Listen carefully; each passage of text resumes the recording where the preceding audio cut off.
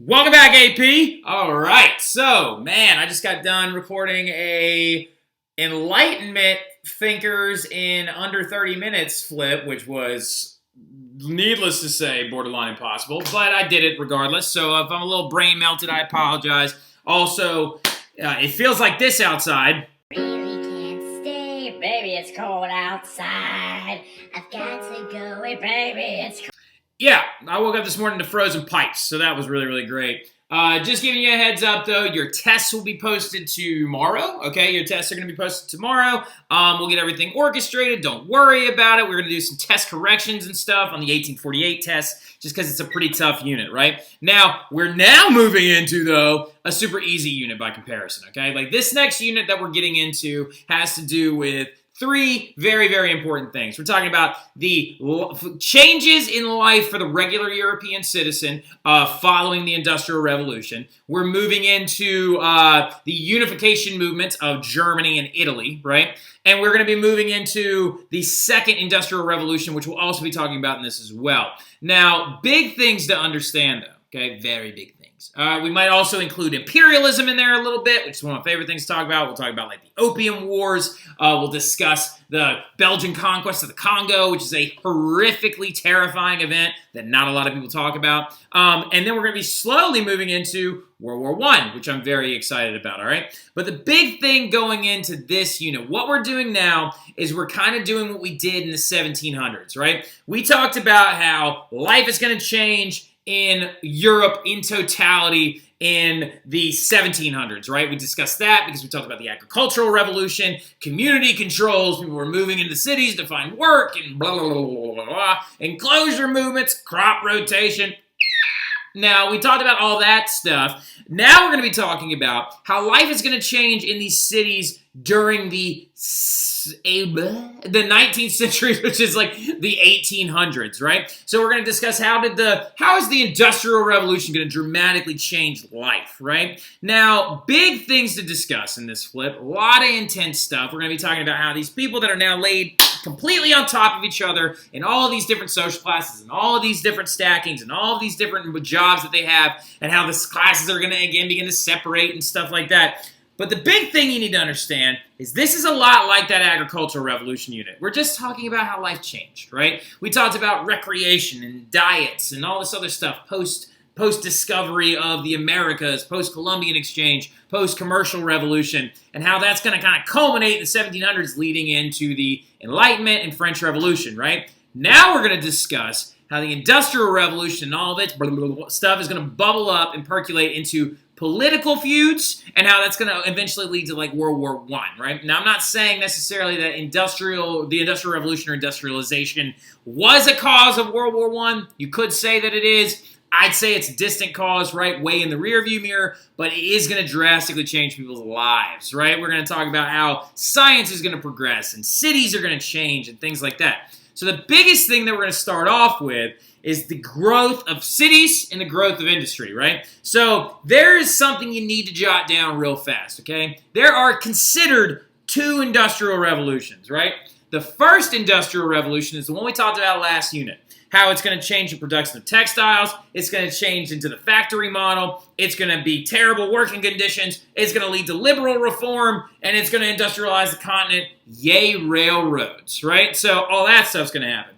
Now, the second industrial revolution is going to be like, we're going to keep making things a little faster, right? So you're going to have your factories, they're going to improve. The factories are going to get even better. You're going to see energy resources change, right? You're going to see energy not be so focused on coal and the production of iron. You're going to see the growth of the production of steel and the use of petroleum and other types of like oil-based, crude oil-based, like fuels and things like that grow, right? You're going to see a lot of big differences. And what I'm going to do real quick is I'm going to throw up real fast. Not actually.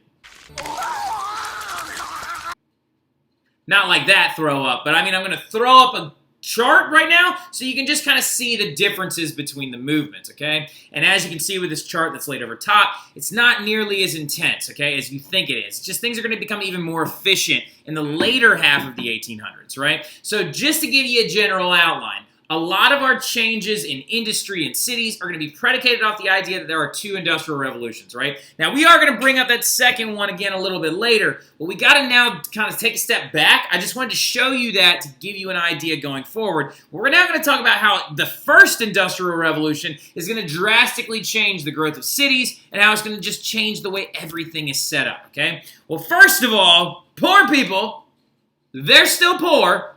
They're just a little less poor, all right? So wages are beginning to rise, okay? You're going to see real wage increases going all the way from the 1820s up until about the 1880s, 1890s, right? So you're going to see people are going to be able to work wage-driven jobs. They're going to be able to work in factories, textile mills, things like that. Not so much women in the back half of the 1800s. The back half of the 1800s, women are going to be kind of, again, separated from society. We're going to lead to that whole separate spheres of work idea. But you are going to see men begin to get paid more for their labor, all right? A lot of that is just kind of coupled with the consumer revolution that occurred in the 1700s. It's going to continue to grow in the 1800s. It's going to affect even more and more people. And so wages are going to increase commensurate with the difficulty of labor, right? So working conditions are also getting a little bit better in the 1800s, right? We know that there are things like the 10-Hour Act that are coming out. That's going to be in the 1830s, though.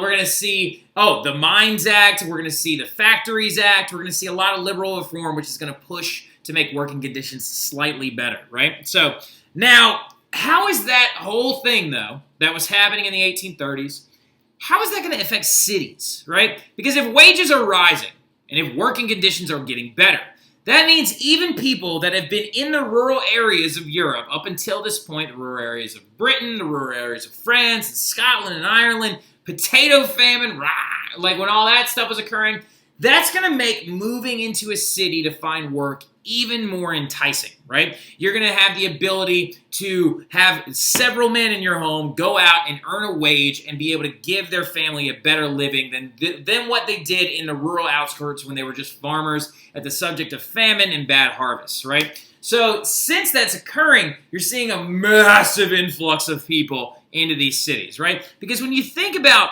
cities in the Middle Ages and post-industrial cities, they're wildly different scapes, right? Middle Ages cities were underpopulated. They were usually only populated by some skilled artisans and usually lords or leaders of society, right? Industrial cities are, on the other hand, are getting super overcrowded, right? They're getting worse, extremely overcrowded. Because in the Middle Ages, the cities would have a retaining defensive wall, and anybody that showed up would usually settle outside of that wall and create their own sanitation processes and things like that. But in an industrial city, on the other hand, you're having people show up, and they don't have the ability to create these things because you've got cobblestone streets, no access to the dirt underneath their feet, cement-laid foundations for larger houses, right? You got no parks, you got no open areas, and you have the invention of this thing known as back-to-back housing, right? And back-to-back housing is kind of like the factory model of putting people in a place where they can live, right? Like the first apartments, if you want to give it that. Now, the first apartments were in the ancient Rome, but we're not going to get into that right now.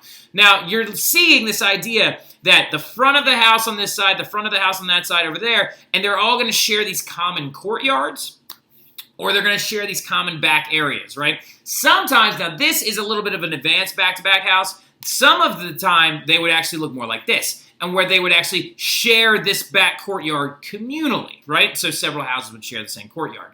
Now, the problem with this is that even the homes became extremely overcrowded, right? Because of this, you're going to have upwards of 8 people per room of a house, right? So you've got extreme extended families living inside of these different homes. And now this is a problem of the lower class, though. Just a heads up, really, really quick, when we're discussing things like this is a working class issue, all right? The middle class lived in much better accommodations, right? But what's the biggest concern right now when we're looking at all of this? Yeah, plumbing, all right? So the biggest problem with back-to-back housing is all of these people are sharing, not all of these people, but several different homes would oftentimes be sharing the same drains, sewage systems, or lack thereof sewage systems, and outhouses. And oftentimes, these outhouses would become overflowing, right? So you literally had people in the working class areas of these cities living in their own waste, right? So you had them living inside, so many English people said living inside of their own right? So, like, that's really, really rough. And the population density is not getting any easier. It's just continuing to grow, right? So in 1801, only 17% of British citizens lived inside of cities. By 1851, it had grown to 34%. By 35%. By 1891, it had grown to 54%. 54% of all British citizens lived inside of an urban area or a city, right? Why? Because of urbanization and the fact that there was a lack of public transportation, right? So since you have so many people moving in to find work, they're going to usually work near, or they're going to live nearby where they work. They're going to share these communal areas, and they're going to keep going to the bathroom, right? And they're going to keep growing and living on top of each other. What are some of the giant negatives of this? Communicable diseases, filth, stagnation, rotten food, terrible living situations. This is a really big problem, right?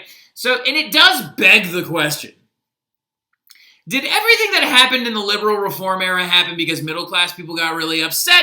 Or did the government just not know what to do? Because this is a big question that's got to kind of be posed from the back half, right? When we discussed the Industrial Revolution last unit, we always posed it from the idea that the middle class was observing the plight of the working class and being like, ew, you work underground? That's disgusting. Women work underground with you? They shouldn't do that, right? Here's the Mines Act of 1844, right? So, ooh, your children work with you? Factories Act of 1833, right? So, yes, the middle class did push that liberal reform a little bit, but at the same time, the government just didn't know what to do in those moments. Should I push these things quickly?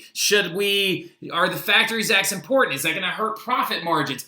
A lot of this is just unexplored territory. They didn't know how to deal with the ever-growing population of the cities and the ever-increasing disgusting state of those cities, right? And also you had the issue of if you don't protect the worker and the worker dies, that's going to affect the growth of the factory, and the factory's now going to not pay as much in taxes because their profits aren't as high.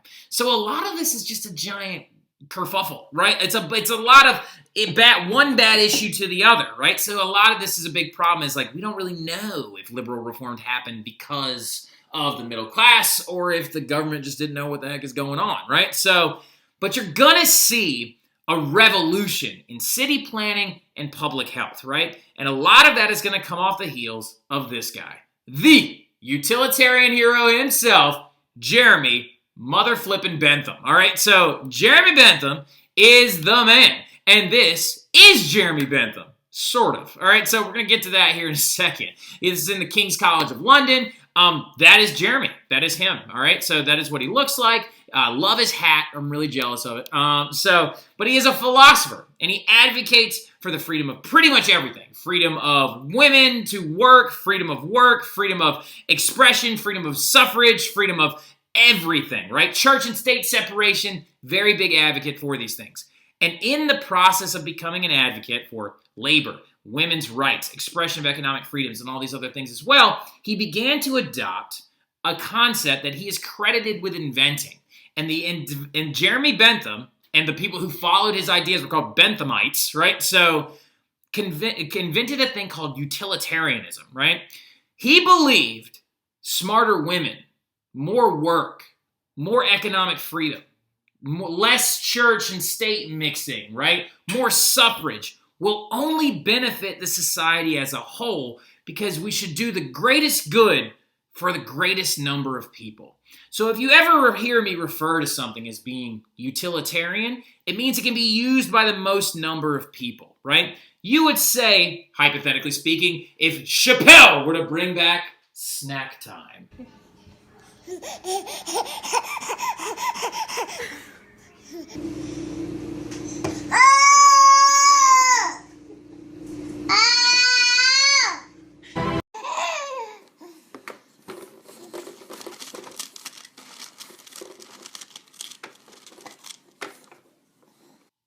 I know that's how happy all of you would be, but that would be considered something as being utilitarian, right? If it helped out everyone in the long run, it made y'all less stress, and it did more, and it gave us more time as teachers to work, and gave us a mental break as well, and gave y'all time to seek tutoring rather than just doing S period, that would be considered utilitarian because it helped out the most number of people in the most number of odds, right? Utilitarianism is very important, and everything in the public health department and city planning departments that are going to happen in these cities post-industrial revolution is going to be based along the concept of utilitarianism, right? So now, fun fact about Jeremy Bentham, though, all right? Very fun fact about Jeremy Bentham. When he dies in the 1830s, a very big thing was coming super, super popular. And it was called body snatching, right? So body snatching or corpse men or grave robbers became known as these people, or resurrection men. That's what they were referred to as.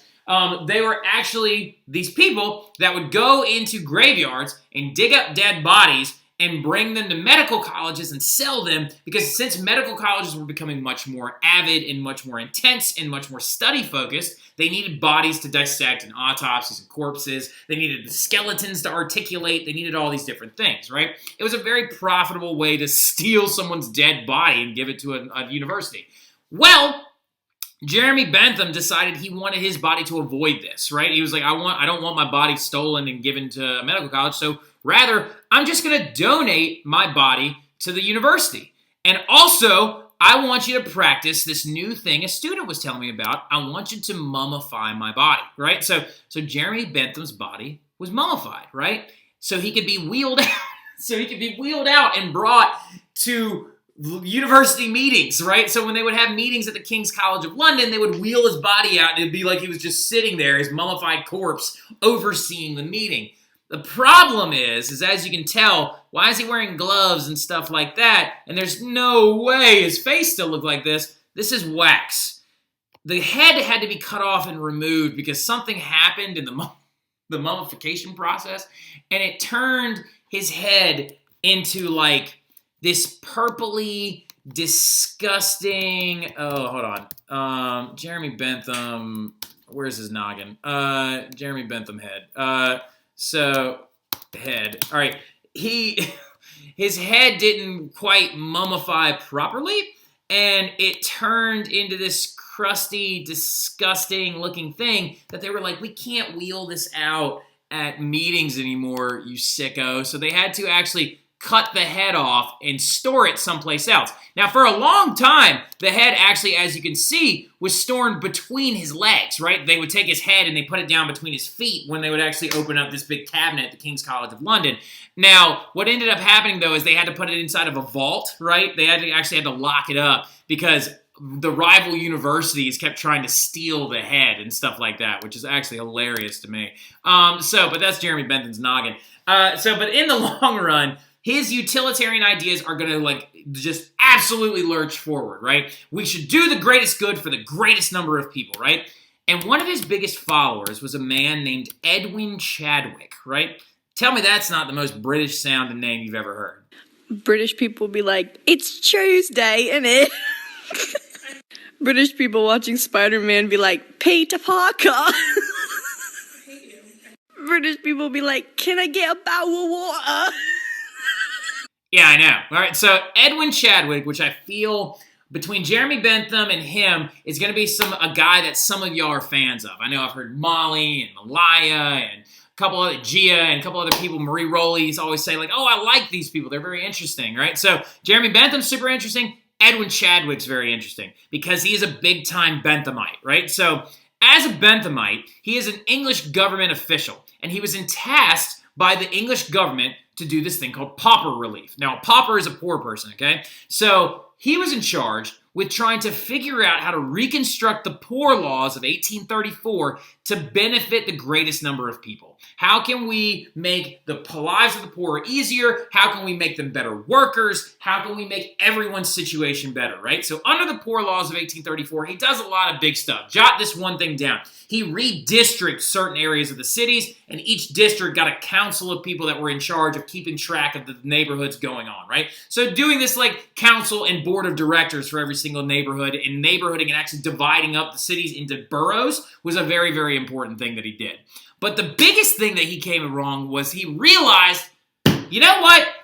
If a guy dies and he is the sole wage earner for a family, the livelihood of that family just crashes, right? They don't have the ability to make money. They don't have the ability to buy goods or clothing anymore. So we need to figure out a way to keep people alive for longer and make them easier for them to live. And he immediately looked and realized, after a massive cholera outbreak, which we'll get to here in a second, that the biggest cause might be the disgusting nature of the cities, right? They might be these neighborhoods with these back-to-back houses that are sharing these outhouses where, just to give you a heads up, they were so much living in their own crap that they actually sold their own poop as fertilizer as a way to make extra money on the side. That's disgusting, all right? So, but basically he realized that the way that the British government was designed to remove human sewage at the time was to pull a truck up and shovel it into the back of that truck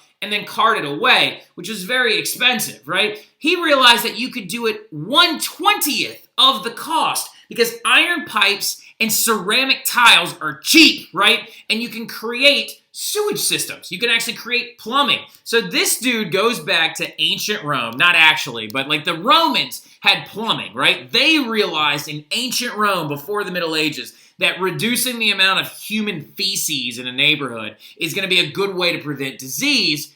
He recreates this within the boroughs of London, right? And he has iron pipes laid underground, ceramic tiles lined on the drains, right? And he makes it so you can actually create the infrastructure of plumbing, right? And also you can use these same iron pipes, since they're so cheap now because they're an advent of the Industrial Revolution, we can smelt them all so much faster that we can make them for cheap and we can bring fresh water in and push disgusting water out, right? And he is going to realize this, most importantly, after a cholera outbreak in London in 1846, right? Cholera is a very, very fancy disease, right? Cholera is, I believe, a virus. I'm going to double check on that really, really quick. Cholera, virus or bacteria? I'm pretty confident it's a virus. So cholera is an acute intestinal, it's a bacteria. Never mind. So bacteria, right? Cholera is a bacteria, and it actually agitates the insides of your intestines, causes them to be inflamed, and you end up going to the bathroom until you die, right? So because you can't retain any fluid.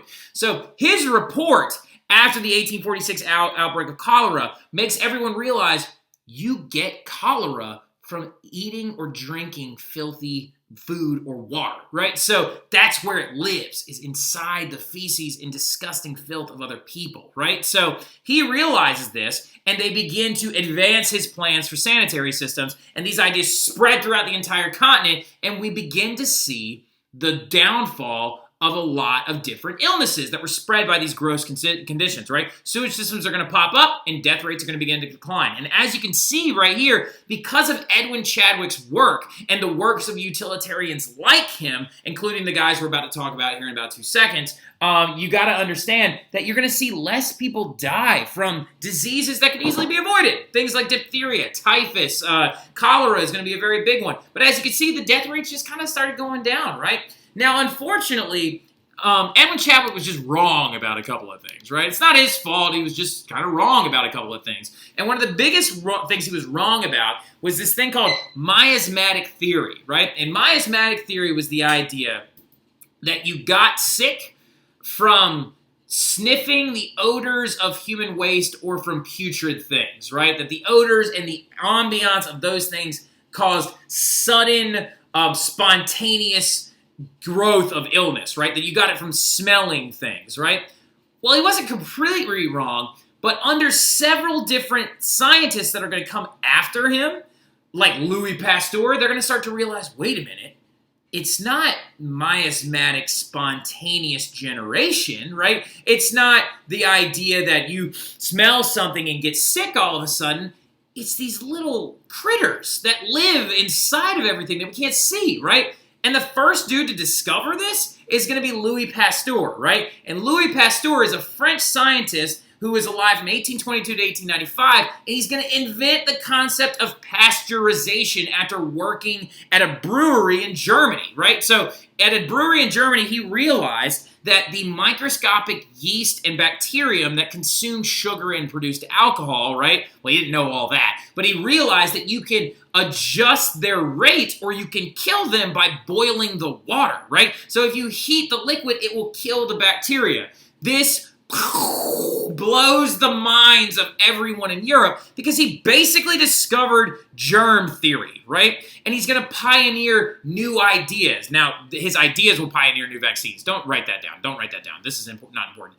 His ideas are going to pioneer the concept of germ theory, and that's the idea that you get sick because you're caused by the spread of tiny living organisms. And those things can be controlled by just boiling water, right? Or taking sewage and getting it out of your house, right? So, now the big thing though is that pasteurization is something that we still now commonly use, right? You pasteurize alcohol, you pasteurize water in water treatment plants, you pasteurize milk, right? Like pasteurization is a simple concept. Just kill the bacteria by cooking them, right? But Louis Pasteur is going to realize this after using his microscope and realizing that in the production of beer, you can kill some of the bacteria or you can kill off the yeast by just heating it up, right? So it's a big deal. So you're seeing death rates continue to decline in the 1800s because now people aren't drinking or eating tainted meat or food, or they're also not drinking tainted milk, right?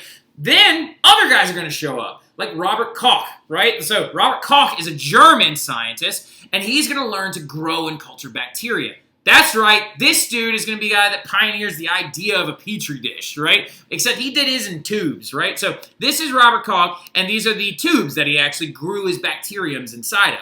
And he realized that if I can grow and culture bacteria, I can learn what kills them, right? I can affect them with different chemicals and figure out how to make certain vaccines and antibiotics, right? And then another dude named Joseph Lister shows up, and he starts realizing that medical tools should be sterilized. I'm laughing because we see these as very simple things, but they were huge, right? So he was like, oh, you get sepsis whenever an infection is in your body and it eats away at the flesh and you end up with a hole, right? So sepsis, you are actually rotting from the inside.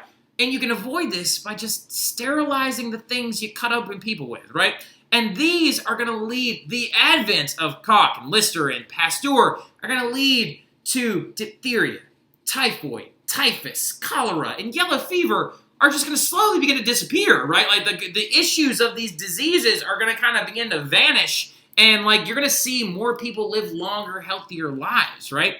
Now couple that with this guy, and you've got the beginnings of modern life in Europe. And I said the beginnings. We're not quite there yet. But this dude, huge fan. Now, some of y'all will think Pasteur's cool. Some of y'all will think Chadwick's cool, right? He had a very intense haircut, with the bald on top and the hair in the back. Some of y'all will think Bentham's really cool. I personally think this guy, Baron de Haussmann, is the man, all right? Not just because he's German, but that's a big reason why. So anyway, now, Napoleon III, of course, as we know when we left off in France, is the president of France, right? Napoleon III realizes, to keep the middle class and the working class happy, I need to create things for them to do. Now, we know that the workhouses didn't work, right? Remember those guys? Remember the workhouses that felt a lot like this?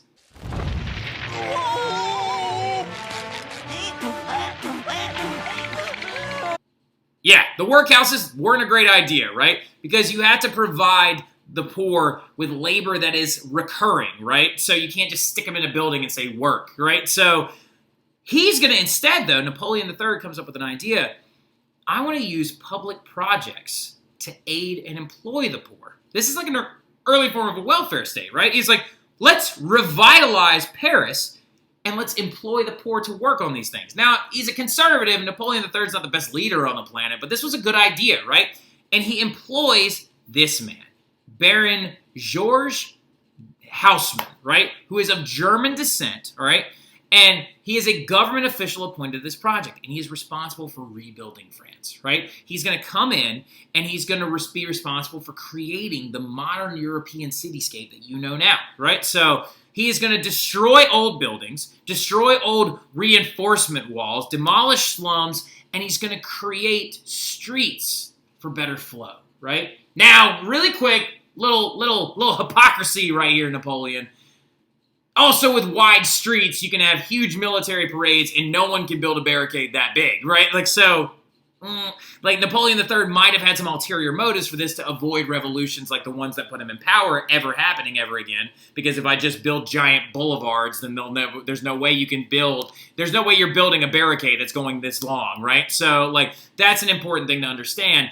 But Baron de Haussmann is going to turn these slummy, disgusting cities into these beautiful, beautiful, huge Broadway park-lined streets, right?